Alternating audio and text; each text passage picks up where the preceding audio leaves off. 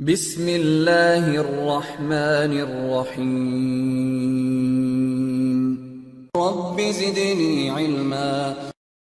So now the next thing what we'll do is we'll try to get into the setup of the devices. Like you already discussed, we can either run these labs on any of the virtual platform, whichever you are comfortable. So I'll start with EVNG, or you can just add on the GNS3 as well. So here I'm going to show you the EVNG option. As you can see, I already started my server where I already have this EVNG running on 15.94. So we know, so at this point, you know the setup.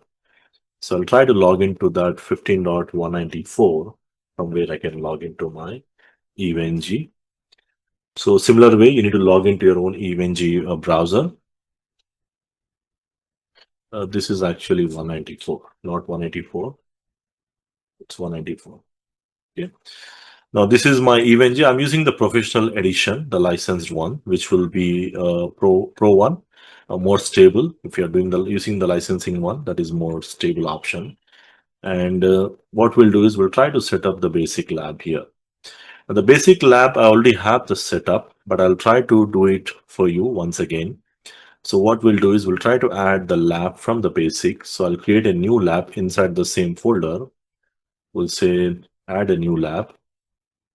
So we'll say Palo Alto lab. Let's say the something like this, some name, so that we can continue the same lab as we move on with the sessions. We'll try to use the same lab so that there will be a continuation of the configurations. So the prerequisite, again, you when you right click and you say the node, you generally see this image already there. Okay. So that is something why, because I already uploaded the image. So if you want to know how to upload, the same way, you need to have the WinSCP at the backend. You're running some WinSCP where you connect to the EVNG, log into the EVNG, and you have to make sure that you upload the Palo Alto image. So the name should start with Palo Alto hyphen whatever the version. And inside the Palo Alto, the file name should be something like this. This is the format what it should be. So the image which I have shared here, basically it is the same thing. You see the file is still uploading, but once it's done, so you will see the link and you can directly upload that particular file. Okay. So the format has to be the same. So make sure that you copy that particular folder and drop it here, the exact file name. So when you have the images, so whatever the images you can see here, these all the images works because of that reason. So you have to copy from your local drive, wherever it is, just drag and drop to the right screen. So in my case, let's say if I just wanted to do this again for any other version, again, I had to locate the folder and just make sure that whatever the image, this is already done. So I can go with any other version. So I don't have the version. So these are different formats. So I have to change the file format and other things. So we just drag and drop. Okay. So it's already here. We just drag and drop here. I'm not doing that because it's already done. It will take some time depending upon the size, 5 to 10 minutes to upload the image. So now once you do that, the prerequisite, the same like any other images you do in the EVNG. Now you just right click and select the node. And here we can simply search for Palo Alto and you can select the image. So the node, the name, the image icon, how it looks. We just leave it to the default. The number of interfaces will increase. So I'll be using more. Minimum I need four to five, one for management. So I'll use 8. And the amount of RAM it utilizes something around 4 GB, which is good enough. 4 GB RAM. You can just reduce it if you have minimum resources, but that will impact the functioning as well. And that's it. We just click on save. Now, this is what you'll see.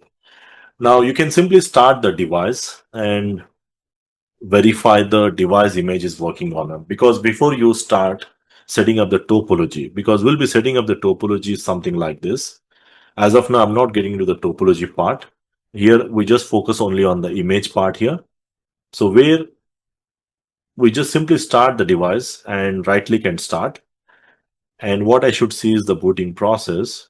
If I click on that, I should be able to see the CLI. So what I should see is I should be able to see the CLI. That is what I'm expecting. Okay. So later on, we'll get into the other things. But the main thing, what we have to make sure that once you add the device, the initial booting process or the initial booting process we should see. And we are expecting it has to do the booting process. So let's wait for some time and also observe the booting process. Okay. So the default login and everything will check just to confirm the image is working or not. Once the image is working, then you can immediately switch over and add the other devices. Because once we discuss other devices, we'll set up that.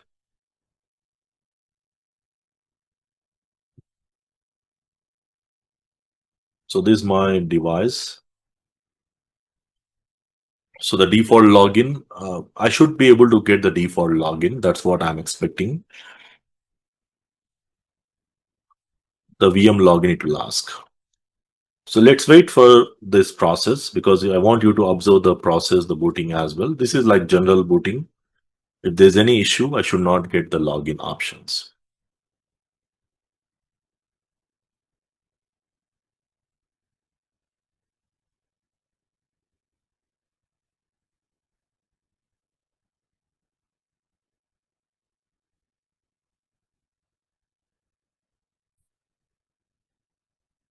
So now it took a couple of minutes to come to this part.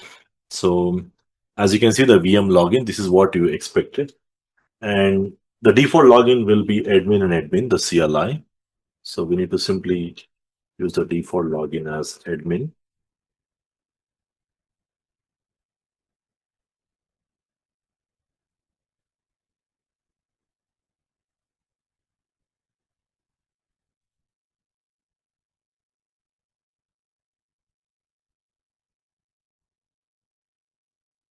So the default login will be admin and admin. So we just need to wait for some time to finish the booting process. So immediately there might be an issue. So that's the reason what I suggest you to is to wait and enter the old password. That is the default is admin. Then it will prompt for the new password.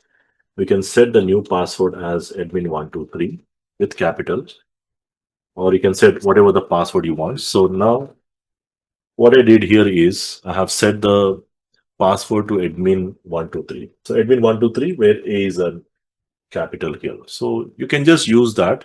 So the problem was not with the password. So the problem was with actually the booting process. You just need to give some time for the device to boot up. Now from here onwards, we'll do the basic setup, but this is something what you have to make sure. You should be able to load the image. At the same time, you should be able to load get into the CLI, which confirms that the image is working. So which means you are ready to start and set up the labs from here onwards.